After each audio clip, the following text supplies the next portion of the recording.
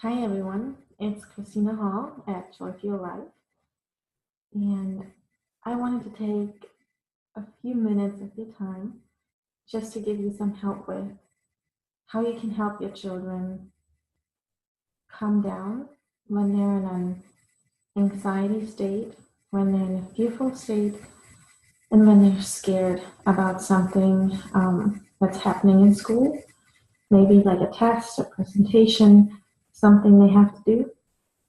And it's a true and tried method of what I have been doing and I really try to do myself. I know that a lot of times when you're scared, when you're anxious, when you're afraid to go on stage, you're asked to picture everybody in their underwear. And I've heard that multiple times, 1,000 times. My mom said it hundreds of times.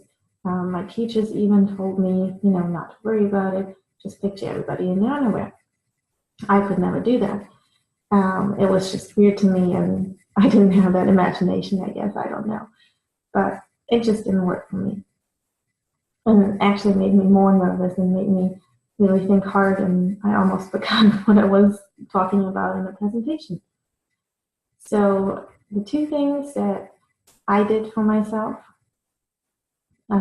were one, I just imagined, how long that presentation is going to be. Worst case, I think the longest in class was about 45 minutes in my high school years. And so 45 minutes compared to the time before and the time after and the time I spent preparing and compared in a day is not a lot. It's gonna go by so fast. So I was always focusing on what is the time, that 45 minutes or 20 minutes, however long it is, compared to what's going to happen for the rest of the day, or even in the next time frame. And especially at least it was that for me, but we only had to do one presentation per class per year. So it was, nothing to worry about in the scheme of things.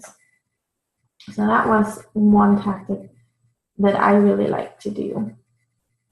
Then tactic number two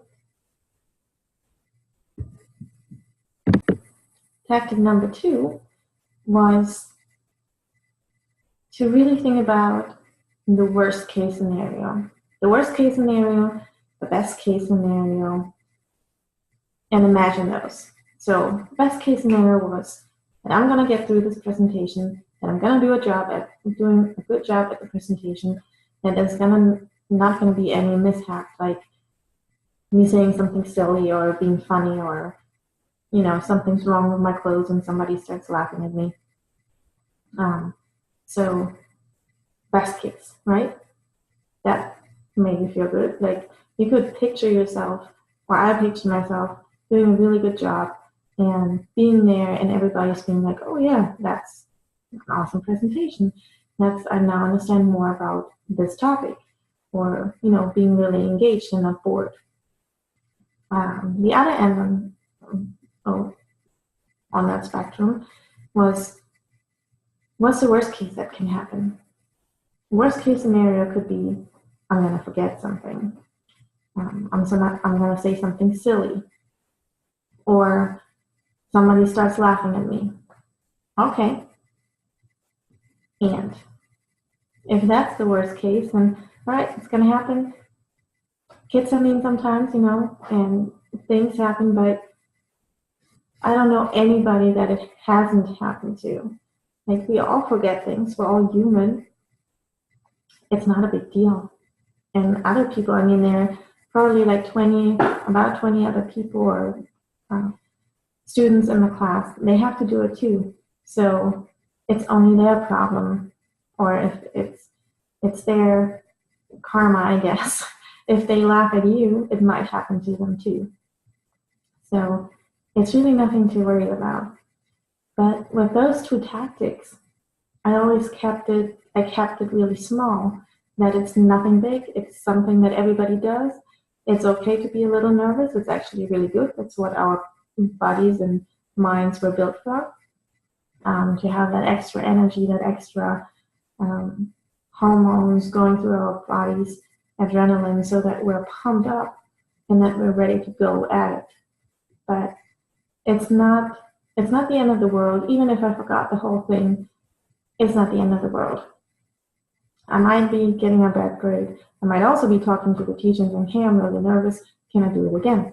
So there's always a solution. There's nothing that's going to be dramatic where it's like, oh, you sucked at it, you have to go home and you can't come back. It's not going to happen.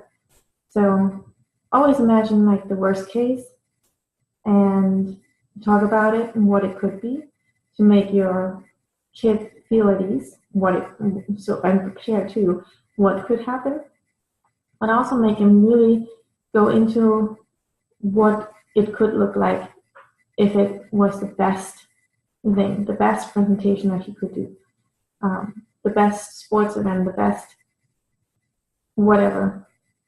What would that look like? And if when he's thinking about that in his mind, what the best outcome would be, he's also preparing himself for that, and he's getting into this energy and really feeling into those feelings of the best outcome.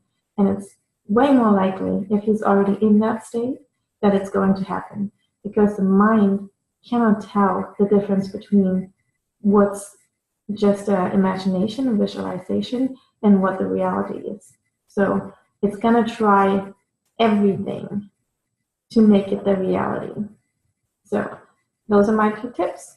I hope it's going to help you and your children, and I would love to get some feedback or questions if you have any, or maybe even tell me about what you're doing or how you're helping your kid to feel, less stressed and anxious about a test, an upcoming test, a presentation, a sport event, or whatever they might feel stressed or anxious about. Love to hear from you.